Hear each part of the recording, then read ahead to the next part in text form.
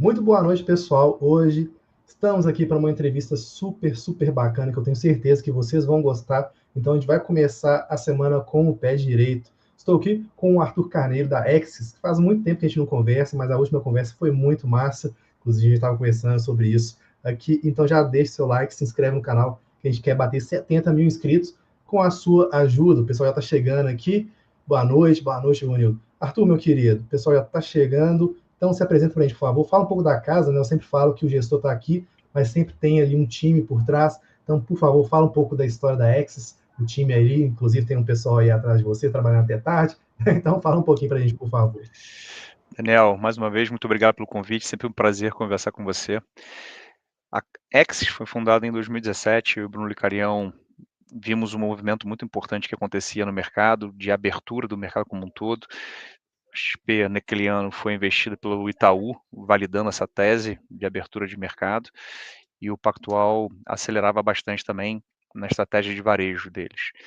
E existia uma classe de ativo que a gente entendia que ainda não era tão explorada quanto deveria ser, que era a parte de crédito privado, aquele crédito que é um pouco mais sofisticado, aquele crédito que depende de todo um acompanhamento, estruturação, e não é o crédito tradicional que os bancos, as áreas de DCM enviavam para o mercado. Então, com aquela concepção, a gente começa a nossa área de DCM. Em 2020, a gestora tem o seu primeiro fundo iniciado. Mais recentemente, a gente montou uma securitizadora também. Acho que ficou bastante evidente recentemente por quê. Então, antes eu precisava explicar, há um tempinho atrás eu deixei de precisar. Então a gente montou um one-stop shop de crédito em que a gente origina as operações, estrutura e leva ao mercado essas oportunidades via securitizadora ou via área de SEM, ou aloca via os nossos fundos, acompanhando essa operação ao longo de toda a trajetória dela. Como você bem mencionou, a gente tem um time super coeso, sênior, e que a gente construiu aqui dentro de casa. Então, hoje somos 7 sócios, 5 egressos do mesmo banco, então a gente já trabalha junto há cerca de 20 anos, e aqui na Exit, boa parte desse time já trabalhando há pelo menos 5 anos junto. Parte desse grupo que não participou lá da estrutura original do banco foi cria da casa, então pessoas que entraram aqui e fizeram sua carreira toda dentro da Axis e hoje são sócios do time como um todo. Eu acho que o time está super robusto, a gente tem um grupo de pessoas aqui dentro da Axis de 31 pessoas, é um volume muito grande de time, de número, de headcount, comparado ao que a gente enxerga no mercado como um todo, para o volume de gestão que nós temos. A gente acha que o grande ponto, como você bem mencionou, é ter um bom time. E esse time leva tempo para amadurecer, para poder ganhar escala. E eu acho que é onde que a gente está, e ao longo da nossa conversa a gente pode entrar nisso em mais detalhe. Com toda certeza. Falando em time, Arthur, eu queria te perguntar o que o time da casa, antes de a gente entrar no tema da live, né? Por que investir em fundos de papel e depois falar um pouco do fundo da casa, o que o time está achando da economia desse ano, né? Porque, assim, o Brasil ele é um país que não é para amadores, como o pessoal brinca, né? Então a gente está sempre ali numa montanha russa, mas esse ano em específico, o que vocês estão achando? Como você bem mencionou, aqui no Brasil a gente está sempre numa montanha russa, então acho que não tem nenhum dos anos a gente chegou no final e falou, nossa, que ano excelente, aqui desde que a gente montou a gestora em 2020, então a gente começa com 2 anos de Covid, depois teve guerra da Rússia que impactou a gente que também tem ativos no agro, 2023 lojas americanas, 24 AgroGalaxy e várias outras, e 2025 também não foi um ano simples. Então acho que de tudo que eu mencionei, talvez tenha sido o melhor ano em termos de macroeconomia, desde que a gente montou a gestora, por incrível que pareça. Eu acho que o ambiente, conversando com vários outros gestores, investidores, é de pessimismo, é um ambiente muito negativo, e eu acho que o elevado juros resulta aí nesse pessimismo e eventos que a gente acompanha do lado de crédito, mas é, dentro desse histórico pequeno, fica claro que foi um ano que não teve nada muito inesperado. Eu acho que os eventos foram mais claros. A gente estava falando, antes de entrar aqui no vídeo também, sobre o evento do Rio Grande do Sul, que foi super importante, impactante. Acho que não tem nenhum grande evento que fuja à normalidade do Brasil. É um pouquinho só desse aperto monetário que a gente vem sofrendo aí. Massa. Eu concordo, eu acho que esse ano, ainda mais comparativamente com o ano passado, né, quando a gente olha em fundos imobiliários, a gente estava esperando uma melhoria no final do ano ali, mas a gente pegou no início do ano, 2025, né, com os fundos imobiliários bem amassados de uma forma mais geral, e agora a gente está vendo ali um rarizinho, né, o pessoal já está falando, poxa, ainda é hora de entrar e tudo mais, a gente até pode conversar um pouco mais sobre isso daqui a pouco, mas eu queria falar um pouco mais sobre fundos de papel, agora sim, já entrando um pouco mais no tema da live, eu venho acompanhando, né, você também, né, inclusive a gente já se conhece já tem um tempo, esse mercado já tem um tempo e eu vejo que o mercado ele muda muito e os fundos de papel, talvez pela própria estrutura do Brasil, eles têm ganhado muita relevância. Né? Assim, eu vejo o mercado mudando, tanto no tijolo, tanto no papel, né, a perspectiva do papel se diversificando também. Mas eu queria perguntar para você do porquê que os fundos de papel, na sua opinião, têm ganhado tanta relevância no IFIX, ainda mais nos últimos anos, né? Quando a gente pega ali no início do IFIX, a gente tem uma estrutura de tijolo muito maior, até o pessoal no início tinha um pouco de dificuldade, poxa, mas como é que é isso de fundo de papel? Hoje já é quase que um senso comum de um fundo de papel que investe em crédito, etc e tal. O porquê, na sua opinião, isso aconteceu? É por causa da economia, juros, inflação? O que vocês acham aí na X? São dois grandes fatores que resultaram nesse crescimento dos fundos de papel. O primeiro é que a gente tem uma taxa de juros muito alta no Brasil. A gente cresceu ainda mais nos últimos anos esse patamar e certamente isso fez com que o dividend yield ficasse até bastante maior do que o que a gente via em fundos de tijolos. O segundo fator que é o crescimento do crédito como um todo. A gente começou a empresa vislumbrando um crescimento do crédito em 2017, então é algo muito recente. E isso se refletiu certamente no mercado, em especial do mercado imobiliário, dada a isenção. Então, vários investidores começaram a entender o que era o mundo de crédito, vários investidores começaram a alocar em diferentes carteiras, e o ambiente imobiliário é um ambiente muito mais maduro, com um setor super consolidado, em que as pessoas já têm uma afinidade em termos de alocação. Tem ainda o benefício da isenção, que quando você pega os 15% de juros da taxa básica, mais o que você tem de spread adicional, que no Brasil também é bastante alto, e ainda adiciona o que a gente chama de gross-up, a isenção, isso fica um retorno bastante superlativo e, de forma justificada, o investidor acaba olhando para essa classe de ativo, permitindo que ela cresça no ritmo que cresceu. Mas, pessoal, a gente está com quase 35 pessoas e só 15 likes. Vamos deixar o like para valorizar aqui, né, o trabalho do pessoal da X que veio aqui conversar com a gente. Né? E isso é muito interessante, né? Porque o brasileiro realmente ele tem algumas preferências, digamos assim, né? Vocês também ali investem no agro também, então o imobiliário, o agro, né, tem essas conexões ali com o brasileiro que acaba ajudando bastante.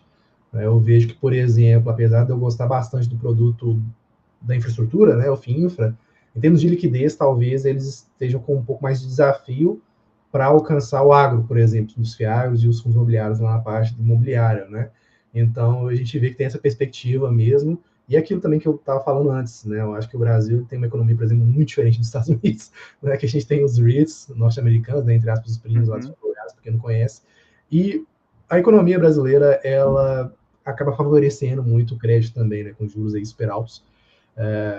Então, eu sempre elogio bastante o trabalho das gestoras, né, que é um trabalho muito desafiador, ainda mais num país como o Brasil, né, e isso reflete no IFIX a perspectiva lá dos fundos de papel. Mas E, eu acho que como você colocou, é um pouco de premissa, é quase o pano de fundo, né?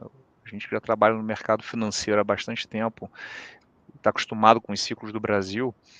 Acho que tendo isso como pano de fundo, fica muito mais claro onde estão as oportunidades, como a gente pode se proteger, como a gente constrói uma solução que fique mais robusta, pensando em garantias, como filtrar as contrapartes ideais. Eu acho que esse pano de fundo foi assim que a gente cresceu, foi assim que a gente construiu nossa carreira, então não tem grande novidade. A gente também está fazendo um podcast aqui na Axis, justamente para trazer um pouco mais de informação para os investidores. A gente fez um capítulo primeiro de todos os episódios, que a gente falou com um empreendedor, que a gente apoiou e montou uma estrutura para ele de crédito, de FDIC. Ele falou uma coisa que é muito verdade: o Brasil é selva. Aqui tem oportunidade para caramba, tem ouro, mas para você poder encontrar o ouro, você tem que conviver ali com as adversidades que a selva te traz. Então, é um pouco mais de Brasil. Mas é aquilo também, né, que a gente conversa muito aqui também no canal, que é o risco Brasil que vem também com essa perspectiva de ganho a mais também, né? Então, se a gente pegar, por exemplo, um suíço ou um sueco e ver as taxas de juros que a gente paga aqui no Brasil, né, por exemplo, os fundos da Axis, né, não apenas o Axis 11, né, mas a GRX, por exemplo, assim, o cara ia falar, caramba, né, assim, eu na Suíça aqui eu jamais vou conseguir, mas aí daqui a gente vai falar, bem, mas aí na Suíça não é o Brasil, né, então tem toda essa perspectiva aí, você tem que escolher uma coisa, né, você não pode ter as duas coisas, né. Eu vivi um pouco disso. A gente, quando estava no Pactual, a gente foi comprado pelo UBS. Então a gente viveu justamente esse ambiente de suíço investindo no Brasil. E eu lembro que um dos comitês mais brigados, que foi longo pra caramba, foi a gente tentando aprovar um limite importante para a Petrobras. Cara, mas é Brasil, isso tudo de dinheiro, cara. Você investiu no Banco Brasileiro, você não tem confiança na Petrobras, pode desinvestir. Mas você foi antes da época lá da questão da Credit Suisse, né? Bem antes, né? Isso foi antes da confusão toda, que isso foi 2006 que eu acho que eles adquiriram a participação no banco e a gente começou a ter os comitês globais para poder aprovar limite para todas as empresas e tinha um pouco desse sentimento. Era o suíço olhando, cara, sério que vocês vão fazer isso? Era mais a preocupação do que a satisfação com o retorno. Sem acreditar, né, cara? Mas beleza, vamos em frente. Pessoal, deixe os comentários aí de onde vocês investem, há quanto tempo vocês estão investindo. Também deixem os comentários, né? Que o Arthur vai aqui responder pra gente. Meu caro, você até falou de FDIC, né? Assim, então, em termos de estrutura de fundos de papel, mais voltados aqui para a nossa conversa, né? De fundos estado bolsa, né? Enfim, tudo tem ponto positivo e negativo nessa vida. A gente está até falando aqui de Brasil e Suíça, né? Exatamente isso. Por que, já respondendo um pouco da pergunta da live, por que o investidor deveria ter fundos de papel na carteira? E me fala também os pontos positivos e também os pontos de atenção, né? Como a gente estava falando aqui, tudo é um trade-off, né? Tudo é uma troca. Né? Então, explica para a gente aí, por favor. Acho que tem uma série de fatores que incentivam o investidor a ter o fundo de papel. Como a gente mencionou, o Brasil ele sempre fica nesses ciclos, de forma geral, chamando a taxa de juros para um nível bastante alto.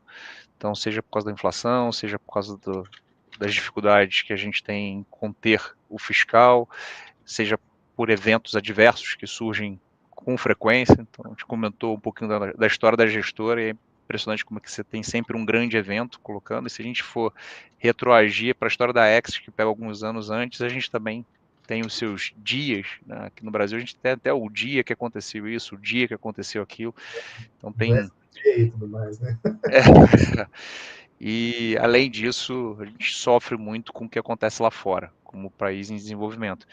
Então acho que a taxa de juros no Brasil, por mais que a expectativa é que caia, a expectativa é que ela se mantenha muito alta. Então, isso privilegia muito quem aloca em um título que é indexado aos juros e o fundo de papel traz esse benefício.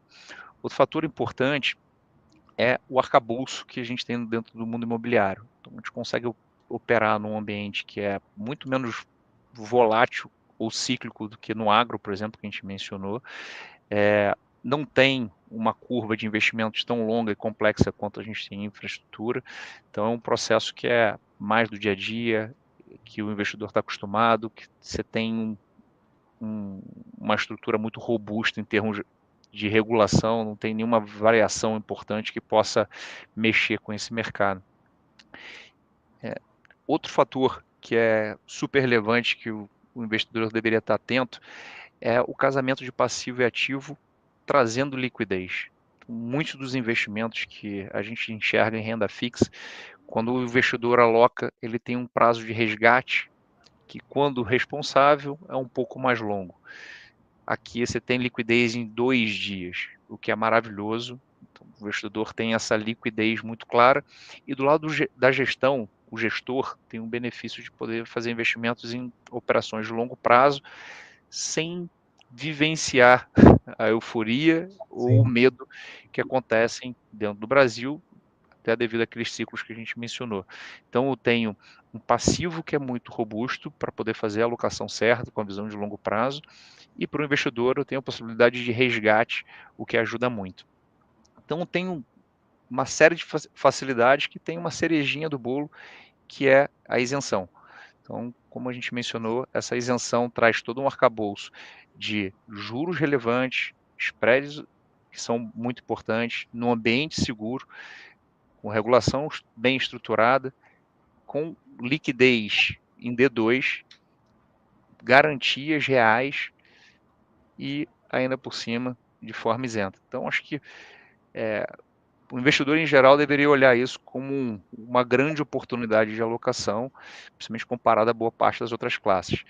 E um ponto relevante, que eu acho que o papel de vocês de comunicar alternativas de investimento vem mexendo de fato com o mercado, a gente vê uma migração muito grande da poupança para outros investimentos, inclusive fundos de papel. Essa migração tem gerado uma oportunidade importante dentro do setor, que viveu boa parte do tempo via esse funding, né, esse recurso que era subsidiado, e a partir de agora começa a buscar alternativas de mercado para poder obter aí sua fonte de recursos para fazer os investimentos.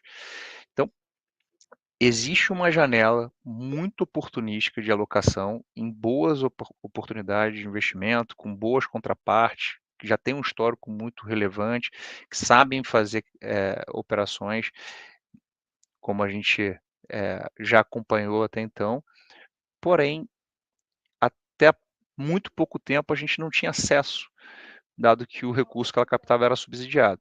Então, a partir de agora, todo aquele arcabouço que a gente mencionou, junto com contrapartes consolidadas, que vão começar a buscar recursos de mercado para poder evoluir com seus projetos imobiliários. sim, sim. Exato, né? Assim, a gente tem essa perspectiva de fluxo de capital. É claro que o Brasil ele tem uma perspectiva muito engraçada, Arthur, que ele inverte, às vezes, o risco-retorno, não é? Então, a gente vê, por exemplo, em Bovespa, às vezes, em grandes janelas, rendendo menos do que o CDI, né? Mas, em termos de perspectiva de fundos de renda, eu acho interessante porque o carreiro dos fundos de renda, eles permitem que o investidor ele consiga passar por essas fases de desafio no Brasil que a gente está conversando aqui desde o início da live com muito mais tranquilidade. Inclusive, eu estava até brincando com um dos apresentadores que apresenta aqui o Fãs comigo, né, que é o Cesarotti, inclusive um abraço para ele aí, do FIS.com, que eu fico até reflexivo quando minhas cotas começam a aumentar demais, porque o reinvestimento ele se torna mais desafiador, né?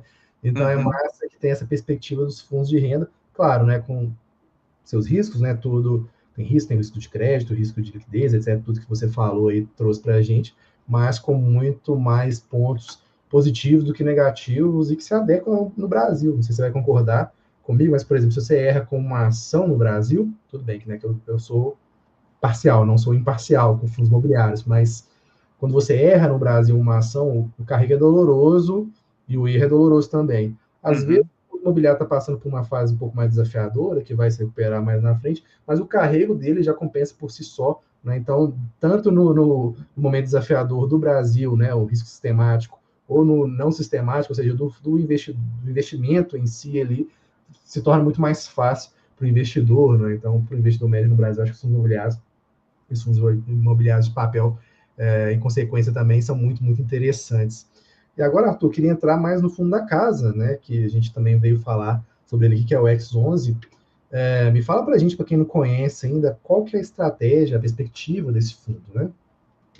Esse fundo é um fundo de papel, a gente aloca em crédito, a gente, como mencionei, aloca em operações, na sua grande maioria, que foram originadas dentro de casa. Então, uma coisa que a gente chama aqui dentro de casa de beber água limpa, a gente vai, a gente acha a oportunidade, a gente pensa na melhor solução, entende como é formado o patrimônio daquele empreendedor, buscando eventualmente até operações com garantias externas ao projeto, pensa em todo um arcabouço de garantias para que tenha uma proteção contra eventualidades. Mencionamos aqui diversas que acontecem com frequência. Então, a ideia é, achando essa oportunidade, pensando na estrutura, eu tenho um bom investimento que vai aguentar possíveis volatilidades à frente. E isso funciona super bem. O fundo já tem um histórico longo, a gente tem cerca de 5 anos. Olhando essas operações, entendemos como mid-grade, então não é aquela operação tradicional de mercado de capitais, em que chega estruturada por áreas de DCM junto às grandes empresas listadas, que muitas vezes têm taxas aí até abaixo do que o juros básico brasileiro, né? Então NTNB menos, CDI menos.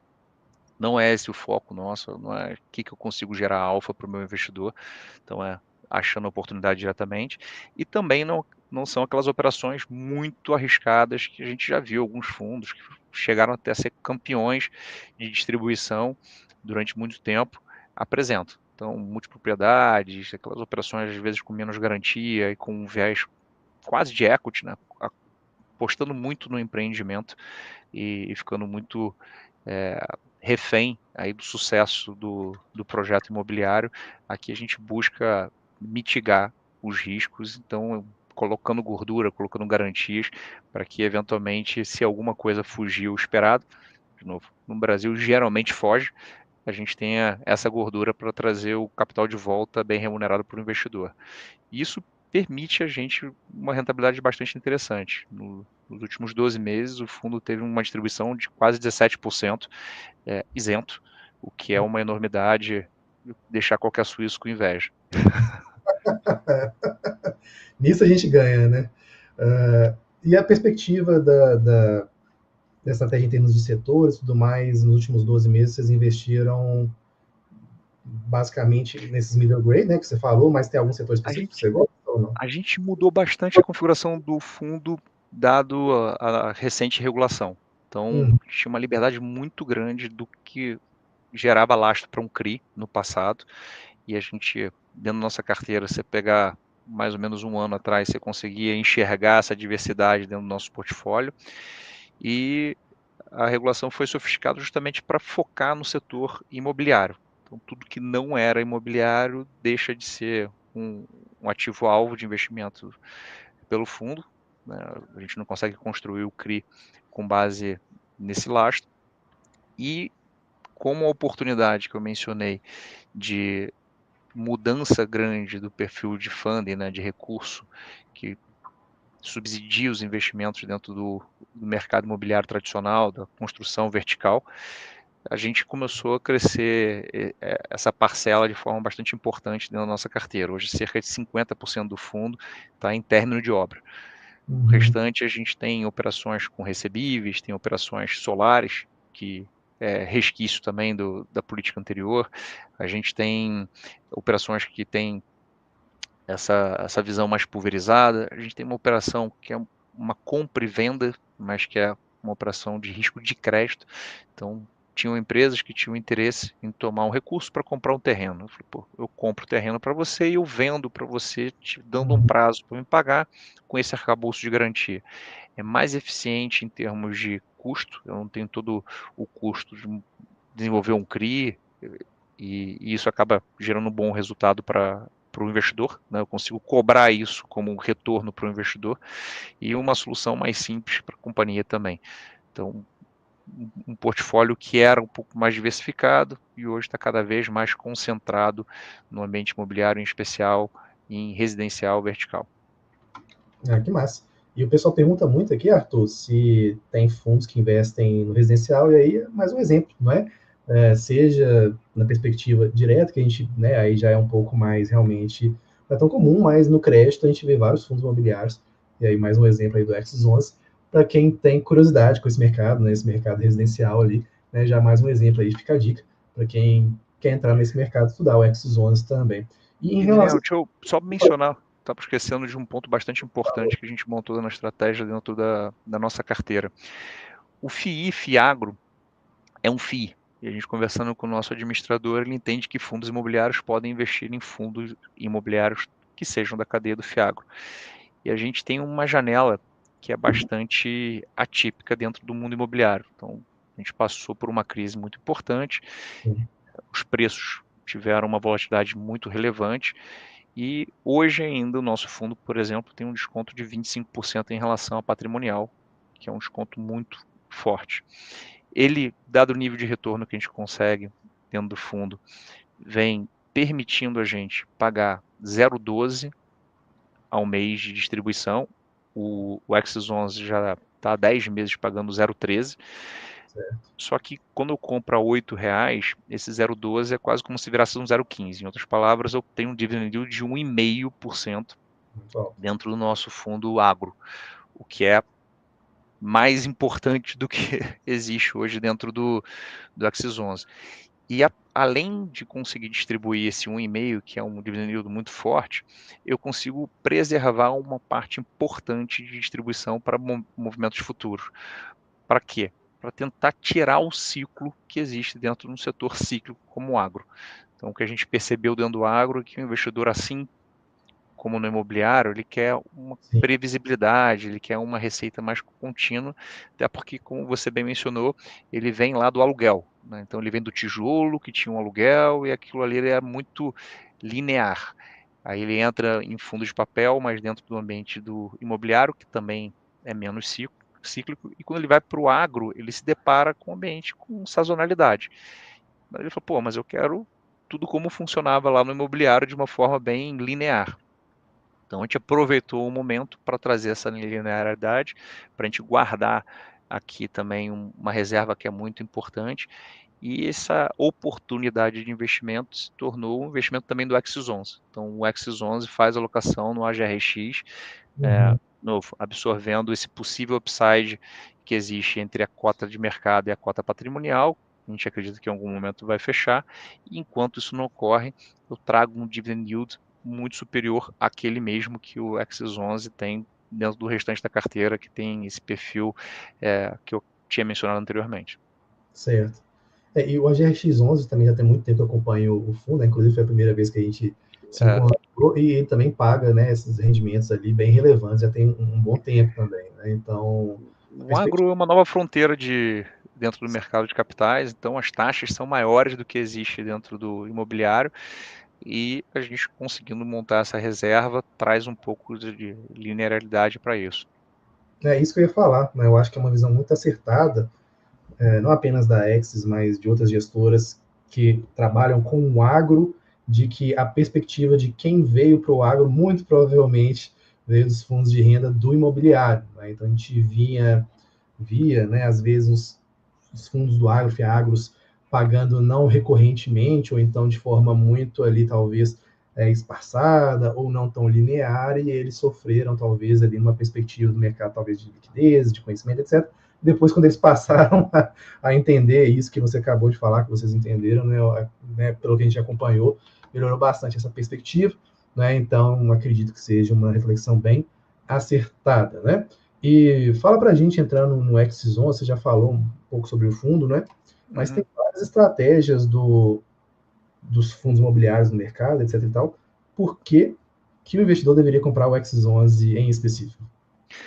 Acho que parte do nosso diferencial é buscar operações diretamente. Então, tem muita gente que fica refém do que vem de mercado. A gente, nessa prospecção ativa e originação própria, consegue um risco-retorno que é muito interessante. A gente tem uma equipe, como você bem mencionou, que é muito robusta, que tem muita experiência, que está acostumada a fazer esse tipo de operação, sabe lidar com as eventualidades que surgem no Brasil de forma bastante recorrente. O track record do fundo mostra isso. Então, tivemos problemas, solucionamos os problemas, tivemos bons rendimentos baseados no arcabouço de garantias que foram construídos. Então, eu acho que essa expertise é muito importante, um time que já trabalha há muito tempo junto. E o ponto principal, eu acho que é a diversidade. Então, quando você compra um ativo, a gente falou de renda variável, né? Um fundo FIA, é muito provável que você comprando esse FIA de 5 gestores diferentes, vai ter uma convergência muito grande de carteira entre esses gestores. O nosso fundo, como ele é quase todo originado dentro de casa, é muito pouco provável que exista convergência de exposições entre outros fundos imobiliários. É claro que tem operações grandes que a gente co-investe com outras casas, mas você consegue montar um portfólio muito mais diverso. E aqui, eu acho que o investidor não deve alocar uma casa ou duas casas, deve criar, de fato, um portfólio diverso de fundos, eventualmente não só de fundos de papel, mas também diversificando para fundos de tijolos. E aqui tem esse benefício da diversificação efetiva. Que massa. E não estava nem no roteiro que eu estava pensando, não, mas o que você está achando desse movimento? Você falou de diversificação de casas, né? Mas o que você está achando desse movimento que me De parece. consolidação. Eu sabia até que eu ia perguntar, né? Mas é isso, assim, você está achando que esse movimento está se consolidando de casas ou você acha que não, que vai continuar diversificando? Qual é a visão aí da Axis? Eu acho que é um movimento natural. Existem casas que são muito grandes, estão aproveitando a dificuldade de emissão de novas cotas para poder eventualmente consolidar outros fundos que já estejam no mercado, uma forma de você crescer o portfólio, de você aumentar a liquidez. Eu acho que a estratégia é super válida. Do nosso lado, de novo, a gente continua a ser uma alternativa, então quanto mais consolidados, menos alternativas. Estamos muito felizes aí com esse processo de consolidação e felizes também em estar fora dele. Boa resposta. Querido, até tesouro direto, como eu falo, não é, tem riscos, né? A gente fala no mercado que tesouro direto é um ativo livre de risco, né, para fazer os cálculos e tudo mais, mas até o tesouro direto tem um risco, né? Inclusive, quanto maior a taxa Selic, maior o risco, né? E, obviamente, então, os fundos de papel, todos eles, né, vão ter riscos também. Hoje, Sim. quais são os maiores riscos que você acha que o Exos 11 tem? Com fundo de papel, a gente tem muito risco de crédito. E o que é esse Certo. risco de crédito indo para a parte imobiliária? A gente tem risco de um problema com contraparte. Então, um empreendedor, eventualmente, pode ter um problema de crédito, um problema de estresse maior, e isso afetar o risco de crédito da transação. A gente teve problemas assim. Então, a gente teve um empreendedor, por exemplo, no passado, em que ele tinha um volume muito grande de empreendimentos vinculados ao Minha Casa Minha Vida, e ele sofreu bastante com o evento que aconteceu na época da pandemia. Então, na pandemia, os insumos todos da construção subiram de forma bastante importante em termos de preço, enquanto você, no Minha Casa Minha Vida, tinha um teto do valor que você podia vender, e ele, inclusive, tinha um estoque já bastante importante de vendas realizadas. Então, isso gerou um problema crônico dentro do segmento, que depois foi ajustado com o novo governo que reprecificou o teto do Minha Casa Minha Vida. Mas até lá, os ativos que eles tinham em land bank perderam valor, foi um problema bastante grave que afetou até as empresas listadas que tinham forte atuação dentro do segmento. Essa operação, por exemplo, ela foi impactada por um problema que era externo a ela. A gente estava fazendo um vertical, um empreendimento que não era Minha Casa Minha Vida, mas a gente viu ali o risco de crédito da empresa se deteriorando e, de certa forma, com o risco de impactar o nosso empreendimento.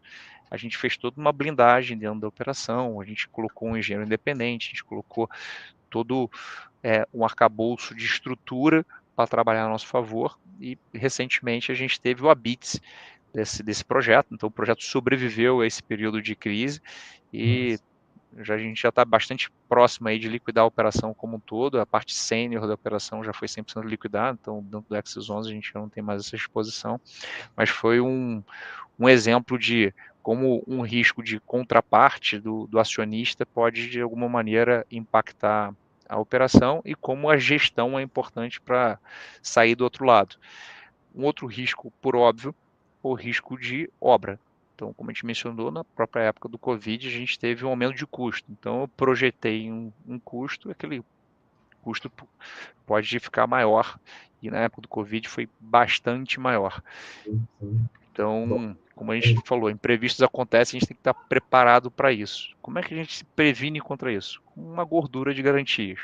Então, quando a gente faz a operação, a gente sempre coloca um nível de garantia que nos traga conforto, né? Então, nesse caso da sua operação, isso foi super importante para a gente sair do outro lado, sem nenhum tipo de haircut, sem deixar nenhum tipo de Pelo contrário, a gente, quando teve o aumento de risco, a gente reprecificou toda a operação junto com a companhia, aumentando o nível de retorno do investidor.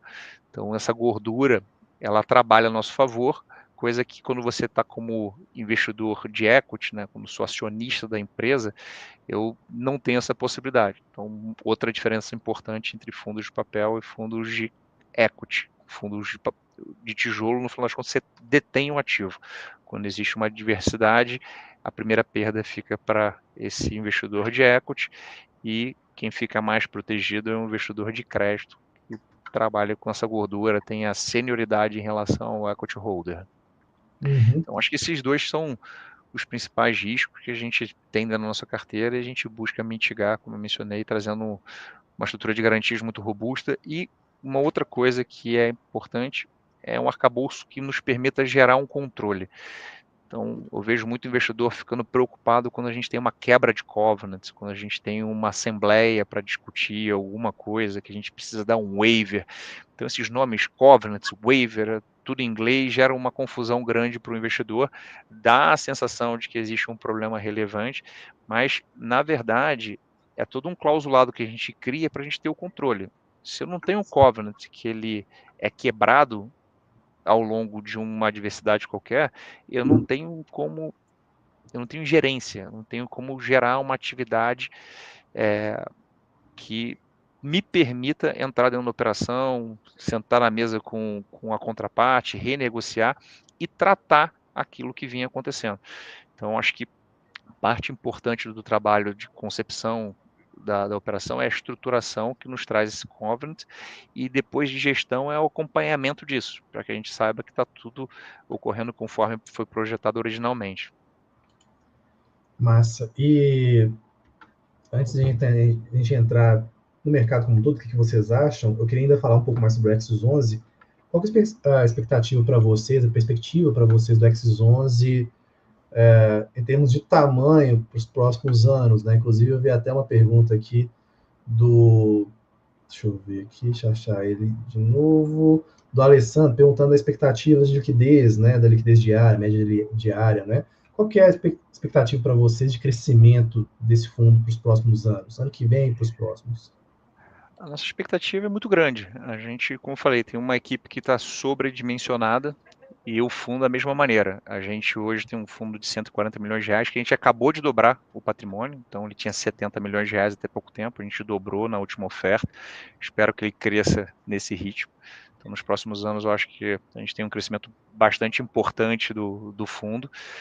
O track record permite isso, então o fundo vem pagando de forma recorrente, um nível de distribuição que é bastante atraente, passando por diversos momentos difíceis, então sem nenhum tipo de volatilidade negativa para o investidor.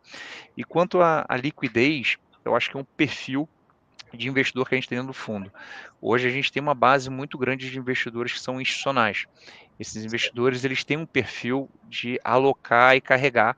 Então não é aquele investidor que entra e fica muito sensível à notícia, né? Abre o jornal de manhã e fala, compra ou vende.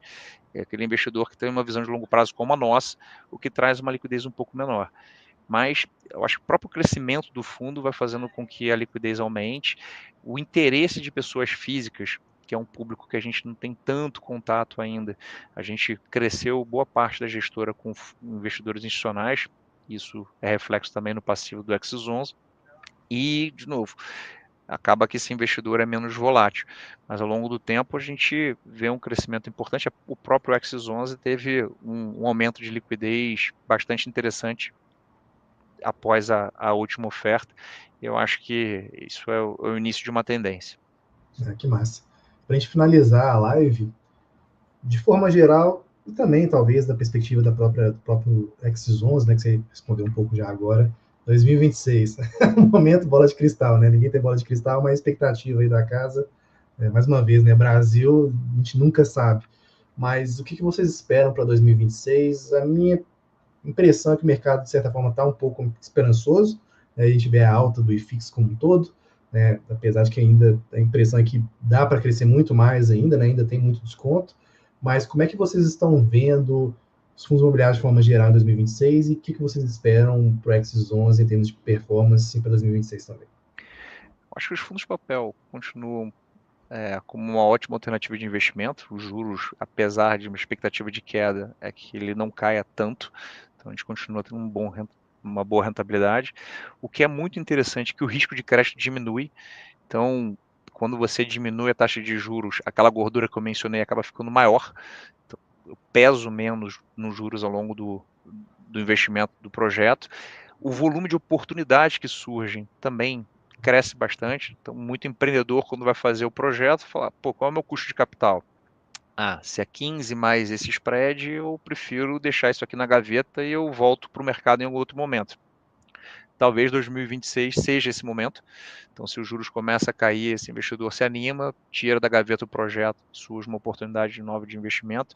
Então, quanto mais oportunidades tem na rua, melhora o nosso critério de seleção. Então, posso falar, se eu tenho um dinheiro e 3 oportunidades, qual que é a melhor dentre as 3? Então, é bom que você tenha um crescimento do número de empreendimentos na rua.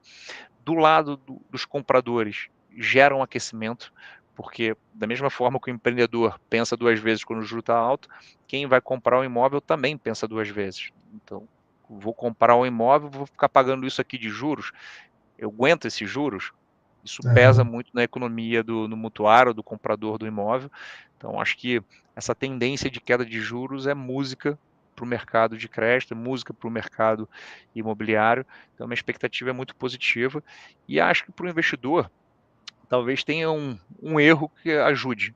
Em 2024, muita gente me perguntava isso. O que se espera de 2025?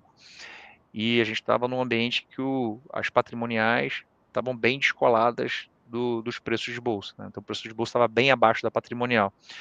E eu acho que muita gente vendeu, principalmente fundo de papel, com a expectativa de alta de juros. Então, na hora que ele olhava para o retrovisor, o fundo dele dava 11%, 12% pré, e o CDI estava indo para 15%. Então, não estava lá, mas só que ele já lia no jornal, já estava na cabeça com 15%. Na hora que ele começar a ver esse 15 vindo diretamente isento, ele vai falar, opa, esse fundo rende muito bem e esse preço vai corrigir de certa forma. Sim. Eu acho que isso aconteceu. E acho que agora a gente talvez tenha um benefício do movimento contrário. Ele vai olhar para o CDI, não, o CDI é 12. Caraca, mas aquele fundo está dando 17. E aí talvez você volte com um volume muito grande de investidores que tenham essa visão meio errada de olha para um lado para o retrovisor e olha para o outro pelo para-brisa e compara banana com laranja, mas talvez seja algo que venha a gerar uma valorização dos preços em 2026. É impressionante que tem algumas coisas do ser humano que nunca mudam, né, Arthur? Assim, eu estava conversando com o Baroni hoje sobre isso mesmo, da gente fazer um quadro comportamental, né? A importância. Porque, não, e vai sair, né? A gente já está conversando para sair um quadro comportamental, fãs e canal do Baroni também, né? Se tudo der certo, né? Vamos torcer para dar tudo certo. Mas tem essa perspectiva mesmo da mentalidade, né? Quanto que se importa, porque é o que você está falando, bem, quando ele começa a ver que a situação está mudando, aí ele entra. Mas aí é quase que já perdeu ali o momento que era para ele entrar atrás. Né, um investidor inteligente, né? Você pega lá um grande investidor, Warren Buffett, o cara já entrou lá atrás, né? Então, quando está subindo, na verdade, né, assim, ele estava lá ao som dos canhões, e aí está vendendo ao som dos violinos, como a gente gosta de falar. E o Warren Buffett, ele falava com frequência que o maior diferencial dele era a visão de longo prazo. Então, o investidor tem que sair daquela emoção do jornal e começar a ver, calma aí, até pouco tempo isso aqui era muito bom. Será que ficou tão ruim de um dia para o outro? Não, acho que talvez o meu momento não seja tão ruim, é só uma sensação e vai passar. Acho que talvez é um pouco desse espírito de longo prazo e enxergar o contrário. Pô, se está todo mundo achando que é para sair, deixa eu entender se de fato é para sair ou se é só uma oportunidade de investimento. Exatamente. Querido, sempre um prazer conversar com você, né? Inclusive, espero que você volte mais vezes, não apenas o Dexis 11, mas outros fundos da casa também. Queria que você deixasse as palavras finais para a nossa audiência, agradecer a nossa audiência, né? A gente teve um pique de 50 pessoas, mesmo uma segunda-feira braba, né? O pessoal. Segunda-feira, final do dia, né? Final do dia, o pessoal até indo embora aí já também. Já chegando dezembro, né? Chegando dezembro, quase Natal, o pessoal com a gente aqui, então agradecer a nossa audiência, como sempre. muito incrível. E, por favor, fale os canais aí da Axis, para o pessoal que gostou, não é? Que quer estudar, que quis entender um pouco mais. Por favor, você é a estrela, fale as palavras finais. Daniel, primeiro eu queria te agradecer ao espaço aqui, a oportunidade de falar com todas as pessoas que te acompanham. Pessoal, a gente tem todo o interesse em conversar com vocês, pelo canal que vocês preferirem. A gente tem aqui o nosso contatos@axis.com.br. Dentro do nosso site também tem um espaço específico para colocar dúvidas. A gente tem todo o interesse em escutá-los. A gente acompanha bastante de perto, por exemplo, o Clube FII, o chat que vocês colocam lá, bastante informação e é fonte aí de dados para que a gente possa entender qual a opinião do investidor pessoa física, que muitas vezes é diferente da nossa e gera uma oportunidade para que em canais como esse a gente possa trazer mais clareza, explicar a nossa cabeça, por que a gente fez aquela colocação, aquele investimento. Então é muito bom saber onde que são pontos de dúvida. Recentemente, assim como o Daniel, a gente procurou trazer mais informação para o mercado, a gente montou um canal também que é o Conexões, assistam, tem bastante coisa legal que vai ser apresentada por lá, a gente vai ter uma conversa muito brevemente com o Baroni também lá, então a ideia é trazer pessoas que falem sobre crédito de uma forma muito ampla, trazer empreendedores que coloquem o mundo real.